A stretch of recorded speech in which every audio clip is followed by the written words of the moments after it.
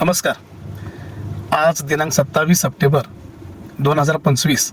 कालपासूनच पावसाला बऱ्यापैकी द्राक्ष विभागामध्ये चांगली सुरुवात झाली आणि आज तर भरपूर प्रमाणात पाऊस आहे. तर मला अशा वेळेला बऱ्याच ठिकाणून फोन आले की आम्ही द्राक्ष छाटणी घेतलेली आहे, परंतु पेस्ट करता आली नाही. काही घाबरून जाऊ नका.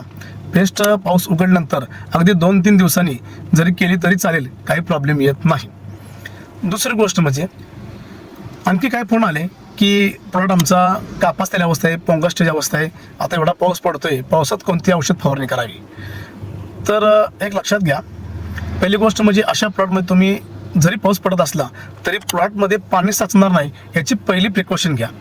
दुसरी गोष्ट म्हणजे पाऊस पडत असताना औषध मारण्याची काही गरज नाही, पावसात मारून त्याचा काही उपयोग पण नाही.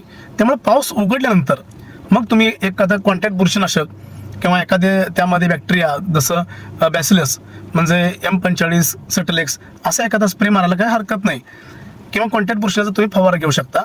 आणि चांगले बऱ्यापैकी सूर्यप्रकाश चालू झाल्यानंतर मग तुम्ही आंतरप्रवाही औषधाचा फवारणी करा. आता इथं समजा जर घड बारीक दसा आले किंवा काय झालं तर आपण अशा वेळेला तिथं मग 0.34 किंवा एक्सपो CPPO असे आपण त्याला फवारणी करू शकतो आणि आपले गड सशक्त बनवू शकतो.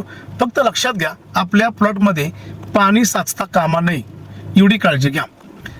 नंतर अनेक शेतकऱ्यांचा प्रश्न आला की माझी वांज काढण्यासाठी प्लॉट आलेला आहे, फेलफूट काढण्यासाठी, परंतु या पावसात फेलफूट काढली चालेल का?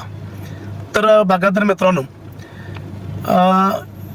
या पावसामध्ये जेवढे जखमा करून नुकसान होईल ना तेवढं फेलफूट 2 दिवस लेट काढल्यानं नुकसान नाही होणार. त्यामुळं उभ्या पावसामध्ये किंवा पाऊस चालू असताना फेलफूट काढायचा प्रयत्न करू नका किंवा वांस काढण्याचा प्रयत्न करू नका. पाऊस संपूर्ण 1-2 दिवसात पाऊस कमी होईल, नंतर तुम्ही निर्णय घ्या. 2 दिवसांनी काय मोठा फरक पडणार नाही, थोडीशी दाटी होईल, परंतु जखमा तर होणार नाहीत.